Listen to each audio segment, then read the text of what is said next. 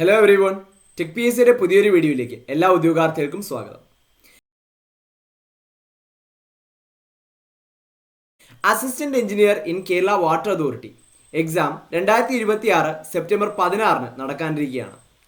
അപ്പോൾ ഈ ഒരു എക്സാമിന് അപ്ലൈ ചെയ്തിട്ടുള്ളതിൽ എത്ര കാൻഡിഡേറ്റ്സ് ആണ് കൺഫർമേഷൻ കൊടുത്തിട്ടുള്ളത് എന്ന് നമുക്ക് അറിയണ്ടേ? കാരണം ഇത് അറിഞ്ഞിരുന്നാൽ മാത്രമേ നമുക്ക് നമ്മുടെ കോമ്പറ്റീഷൻ ലെവൽ അസസ് ചെയ്യാനായിട്ട് പറ്റുള്ളൂ. ഇത് പൂർണ്ണമായും ഒരു കോമ്പറ്റേറ്റീവ് എക്സാം ആയതുകൊണ്ട് കോമ്പറ്റീഷൻ ലെവൽ അറിഞ്ഞിരുന്നാൽ മാത്രമേ നമുക്ക് നമ്മുടെ പ്രിപ്പറേഷൻസ് കൃത്യമായിട്ട് മുന്നോട്ട് കൊണ്ടുപോകാനായിട്ട് പറ്റുള്ളൂ. അപ്പോൾ അതിനു വേണ്ടിയിട്ടാണ് ഈ ഒരു വീഡിയോ ചെയ്തിരിക്കുന്നത്. അപ്പോൾ നമുക്ക് നേരെ നമ്മുടെ വീഡിയോയിലേക്ക് കിടക്കാം. അപ്പോൾ ആദ്യം തന്നെ നമുക്ക് ഈ നോട്ടിഫിക്കേഷൻ്റെ പ്രധാനപ്പെട്ട ഡീറ്റെയിൽസ് ചെക്ക് ചെയ്യാം. അപ്പോൾ കാറ്റഗറി നമ്പർ വരുന്നത് 706/2025 ആണ്. കേരള വാട്ടർ അതോറിറ്റിയിലേക്ക് അസിസ്റ്റന്റ് എഞ്ചിനീയർ എന്ന പോസ്റ്റിലേക്കാണ് നിയമനം നടക്കുന്നത്. അപ്പോൾ ഈ ഒരു പോസ്റ്റിലേക്കുള്ള ക്വാളിഫിക്കേഷനായിട്ട് പറയുന്നത് degree in mechanical engineering or civil engineering or chemical engineering ആണ് ഇതിൻ്റെ ഒരു ക്വാളിഫിക്കേഷനായിട്ട് പറയുന്നത്.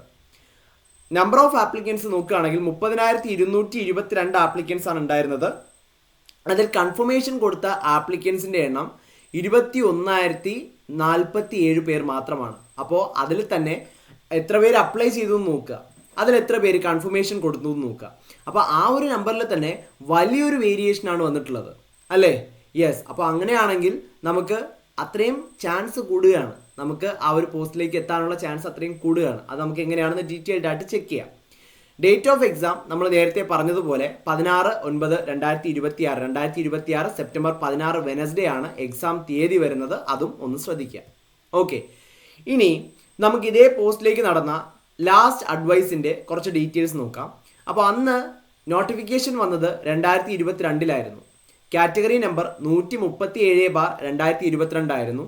എക്സാം ഡേറ്റ് 29/12/2022 കൺഫർമേഷൻ കൊടുത്ത കാൻഡിഡേറ്റ്സിൻ്റെ എണ്ണം 40,181 പേരാണ്. അപ്പോൾ അതിൽ നിന്നും എത്രത്തോളം കുറവ് വന്നിട്ടുണ്ട് എന്ന് ശ്രദ്ധിക്കുക. 50,398 കാൻഡിഡേറ്റ്സ് അപ്ലൈ ചെയ്തു, 40,181 കാൻഡിഡേറ്റ്സ് കൺഫർമേഷൻ നൽകി. അപ്പോൾ അതിൽ നിന്നും ഇപ്രാവശ്യം കൺഫർമേഷൻ നൽകിയ കാൻഡിഡേറ്റ്സിൻ്റെ എണ്ണം 21,000-ഓളമാണ്. ഓക്കെ, അപ്പോൾ അതിൽ തന്നെ വലിയൊരു ഡിഫറൻസ് ഈ എക്സാം എഴുതാൻ പോകുന്ന കാൻഡിഡേറ്റ്സിൻ്റെ എണ്ണത്തിലും ഉണ്ട്. Okay, D of rank list, date of ecto rank list 16/9/2023 ആയിരുന്നു. അവിടെ മെയിൻ ലിസ്റ്റിൽ ഉണ്ടായിരുന്നത് 212-ഓളം കാൻഡിഡേറ്റ്സ് ആണ്. അന്ന് കട്ട് ഓഫ് മാർക്ക് 47.33 ആയിരുന്നു.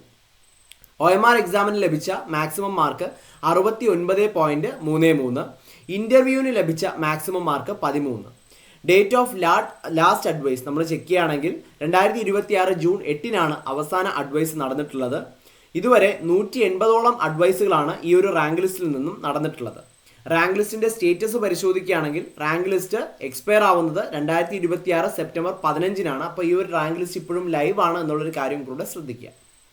അപ്പോൾ ഇത്രയുമാണ് ലാസ്റ്റ് അഡ്വൈസ് ഡീറ്റെയിൽസ് നമുക്ക് പ്രധാനമായിട്ടും ചെക്ക് ചെയ്യാനുള്ളത്. ഈ വീഡിയോയുടെ പ്രധാന ഉദ്ദേശം ഈ ഒരു എക്സാമിൻ്റെ കോമ്പറ്റീഷൻ ലെവലിനെ പറ്റി ചെക്ക് ചെയ്യുക എന്നുള്ളതാണ്. അപ്പോൾ നമ്പർ ഓഫ് ആപ്ലിക്കൻസ് നമ്മൾ നോക്കുമ്പോൾ 21,047 ആപ്ലിക്കൻസ് ആണ് നിലവിൽ കൺഫർമേഷൻ നൽകിയിട്ടുള്ളത്. അപ്ലൈ ചെയ്ത കാൻഡിഡേറ്റ്സിൻ്റെ എണ്ണം നമ്മൾ ശ്രദ്ധിക്കേണ്ട ആവശ്യമില്ല. ഓക്കെ, അതിൽ തന്നെ കൺഫർമേഷൻ കൊടുത്ത കാൻഡിഡേറ്റ്സിൻ്റെ എണ്ണമാണ് ഇവിടെ നൽകിയിട്ടുള്ളത്. അപ്പോൾ approximate number of candidates attend OMR exam. അപ്പോൾ ഈ കൺഫർമേഷൻ കൊടുത്ത കാൻഡിഡേറ്റ്സ് പൂർണ്ണമായും ഈ ഒരു എക്സാം അറ്റൻഡ് ചെയ്യുമോ? തീർച്ചയായിട്ടും ഇല്ല. അതിൽ കുറേ കാൻഡിഡേറ്റ്സ് OMR എക്സാം അറ്റൻഡ് ചെയ്യില്ല. അപ്പോൾ OMR എക്സാം അറ്റൻഡ് ചെയ്യുന്ന കാൻഡിഡേറ്റ്സിൻ്റെ എണ്ണം ഒരു അപ്രോക്സിമേറ്റ് ആയിട്ടൊരു 10,800 അല്ലെങ്കിൽ 17,000-ഓളം കാൻഡിഡേറ്റ്സ് ഈ ഒരു OMR എക്സാം അപ്ലൈ ചെയ്യും എന്ന് വിചാരിക്കുക. അതിൽ തന്നെ എത്ര പേര് സിലബസ് മുഴുവനായിട്ടും കവർ ചെയ്തിട്ട് എക്സാം എഴുതുന്നവരുണ്ടാവും? ഓക്കെ, ചിലർ വെറുതെ ഒരു ചാൻസ് കളയണ്ട എന്ന് പറഞ്ഞിട്ട് എക്സാം എഴുതാൻ വരുന്നവരുണ്ടാവും. അപ്പോൾ അങ്ങനെ ധാരാളം കാറ്റഗറിയിലുള്ളവരുണ്ടാവും.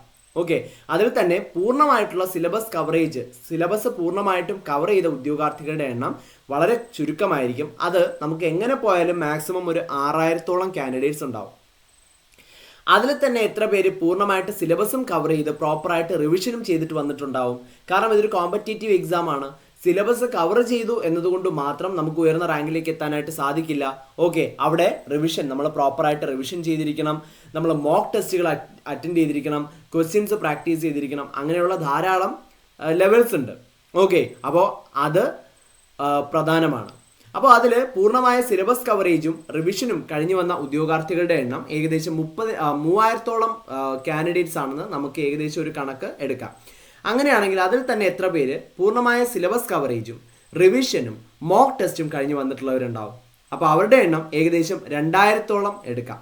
ഓക്കെ, അതിൽ തന്നെ എത്ര പേര് പൂർണ്ണമായിട്ടുള്ള സിലബസ് കവറേജും റിവിഷനും ക്വാളിറ്റി മോക്ക് ടെസ്റ്റുകൾ അറ്റൻഡ് ചെയ്തിട്ട് റൈറ്റ് മെൻറ്റർഷിപ്പോട് വന്നിട്ടുള്ള കാൻഡിഡേറ്റ്സ് എത്ര പേരുണ്ടാവും? അത് വളരെ ചുരുക്കമായിരിക്കും. ഓക്കെ, ആ ഒരു കാൻഡിഡേറ്റ്സിൻ്റെ എണ്ണം, അതായത് എല്ലാ വെൽ പ്രിപ്പയർഡ് ആയിട്ടുള്ള കാൻഡിഡേറ്റ്സിൻ്റെ എണ്ണം 1000-ൽ താഴെയായിരിക്കും.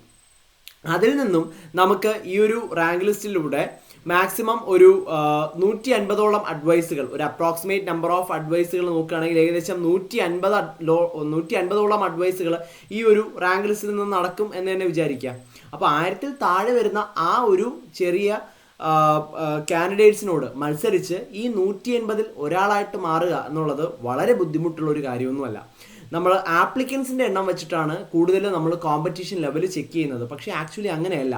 ആപ്ലിക്കേഷൻ എണ്ണത്തിലല്ല, മറിച്ച് ഈ ഒരു പ്രിപ്പറേഷൻ, അതിന് നമ്മൾ ഒരു കോമ്പറ്റീഷൻ ട്രയാങ്കിൾ എന്നാണ് വിളിക്കുന്നത്. ആ ഒരു ട്രയാങ്കിൾ, അതായത് പൂർണ്ണമായിട്ടുള്ള സിലബസ് കവറേജ്, പ്രോപ്പറായിട്ടുള്ള റിവിഷൻ, ക്വസ്റ്റ്യൻ പ്രാക്ടീസ്, അതെല്ലാം പൂർണ്ണമായിട്ടും ചെയ്ത കാൻഡിഡേറ്റ്സ് എത്ര പേരുണ്ട്, അവരാണ് നമ്മുടെ യഥാർത്ഥ കോമ്പറ്റീറ്റേഴ്സ് എന്ന് പറയുന്നത്.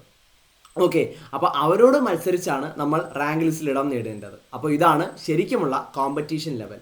ഇനി നമുക്ക് ഈ ഒരു സിലബസിൽ പ്രധാനമായിട്ട് എന്തൊക്കെയാണ് ഉള്ളതെന്ന് ചെക്ക് ചെയ്യുകയാണെങ്കിൽ പ്രധാനമായിട്ടും 5 സബ്ജക്റ്റുകളാണുള്ളത്. അതിൽ ഫസ്റ്റ് മൊഡ്യൂൾ മെക്കാനിക്കൽ എഞ്ചിനീയറിംഗ് ആണ്, 25 മാർക്കിൻ്റെ മൊഡ്യൂളാണ്. Second module civil engineering 25 mark. Third module chemical engineering 25 mark. Fourth module water supply engineering ആണ്, 15 മാർക്കിൻ്റെ വെയിറ്റേജ് ആണ്. 5-ാമത്തെ മൊഡ്യൂൾ വേസ്റ്റ് വാട്ടർ എഞ്ചിനീയറിംഗ് ആണ്, 10 മാർക്കിൻ്റെ മൊഡ്യൂൾ. അങ്ങനെ ആകെ 100 മാർക്കിൻ്റെ ഒരു എക്സാം ആയിരിക്കും, ഒരു OMR എക്സാം ആയിരിക്കും ഈ ഒരു പോസ്റ്റിലേക്ക് നടക്കാനിരിക്കുന്നത് എന്നുള്ള കാര്യവും കൂടെ ശ്രദ്ധിക്കുക. Okay, so Kerala assistant engineer in Kerala water authority ഈ ഒരു എക്സാമിന് അപ്ലൈ ചെയ്ത് കൺഫർമേഷൻ നൽകി എക്സാം എഴുതാനായിട്ട് കാത്തിരിക്കുന്ന ഉദ്യോഗാർത്ഥികളോടാണ് ഇനി പറയാനുള്ളത്. ഇനിയുള്ള ചുരുങ്ങിയ ദിവസങ്ങൾ, നമുക്കറിയാം നമുക്ക് മുന്നിൽ ഇനി വളരെ കുറച്ച് ദിവസങ്ങൾ മാത്രമേ ബാക്കിയുള്ളൂ. അപ്പോൾ ആ ദിവസങ്ങൾ വളരെ എഫക്റ്റീവായിട്ട് നമ്മൾ യൂട്ടിലൈസ് ചെയ്യുകയാണെങ്കിൽ നമുക്കും റാങ്ക് ലിസ്റ്റിൽ ഇടം നേടാനായിട്ട് സാധിക്കും. അതിന് വളരെ പ്രോപ്പറായിട്ടുള്ള, വളരെ ഓർഗനൈസ്ഡ് ആയിട്ടുള്ള ഒരു പ്രിപ്പറേഷൻ, ഒരു സ്മാർട്ട് പ്രിപ്പറേഷൻ സ്ട്രാറ്റജിയാണ് നിങ്ങൾക്ക് വേണ്ടത്. അതിന് നിങ്ങളെ സഹായിക്കാനായി ടെക് PSCയുടെ ഏറ്റവും പുതിയ ക്രാഷ് ബാച്ച് ആരംഭിച്ചിരിക്കുകയാണ്. സോ ഈ ഒരു കോഴ്സിൻ്റെ പ്രത്യേകത, ആദ്യ റാങ്കിൽ എത്താനായിട്ട് സ്ട്രക്ചർ ചെയ്തിട്ടുള്ള ഈ ഒരു കോഴ്സിൻ്റെ പ്രധാനപ്പെട്ട പ്രത്യേകതകളെന്ന് പറയുന്നത് കേരളത്തിലെ ഏറ്റവും മികച്ച അധ്യാപകർ നയിക്കുന്ന ലൈവ് സെഷൻസും റെക്കോർഡഡ് സെഷൻസും നിങ്ങൾക്ക് ലഭിക്കും എന്നുള്ളതാണ് ഒന്നാമത്തെ പ്രത്യേകത. അതോടൊപ്പം ക്യാപ്സ്യൂൾ നോട്ട്സും മറ്റ് സ്റ്റഡി മെറ്റീരിയൽസും PDF ഫോർമാറ്റിൽ നിങ്ങൾക്ക് ലഭ്യമാകും. ഡൗട്ട് ക്ലിയറൻസിനും മെൻറ്റർഷിപ്പിനുമുള്ള അവസരങ്ങളുണ്ടാവും. ടോപ്പിക് വൈസ് എക്സാമുകളും ഫുൾ സിലബസ് ബേസ്ഡ് ആയിട്ടുള്ള ഫീഡ്ബാക്കോട് കൂടിയ മോക്ക് ടെസ്റ്റുകൾ അറ്റൻഡ് ചെയ്യാനുള്ള അവസരങ്ങളും ഈ ഒരു കോഴ്സിലൂടെ നിങ്ങൾക്ക് തീർച്ചയായിട്ടും ലഭിക്കും. അതോടൊപ്പം ഇൻ്റർവ്യൂ ഗൈഡൻസ് സപ്പോർട്ടും ഈ ഒരു കോഴ്സിൻ്റെ പ്രത്യേകതയാണ്. അപ്പോൾ ഈ ഒരു കോഴ്സിനെ പറ്റിയുള്ള എന്തെങ്കിലും ഡീറ്റെയിൽസ് അറിയാൻ ആഗ്രഹിക്കുന്നവർക്കും അതോടൊപ്പം ഈ ഒരു കോഴ്സിലേക്ക് ജോയിൻ ചെയ്യാൻ ആഗ്രഹിക്കുന്നവർക്കും സ്ക്രീനിൻ്റെ താഴെ കാണുന്ന നമ്പറിൽ ഞങ്ങളെ കോൺടാക്റ്റ് ചെയ്യാവുന്നതാണ്.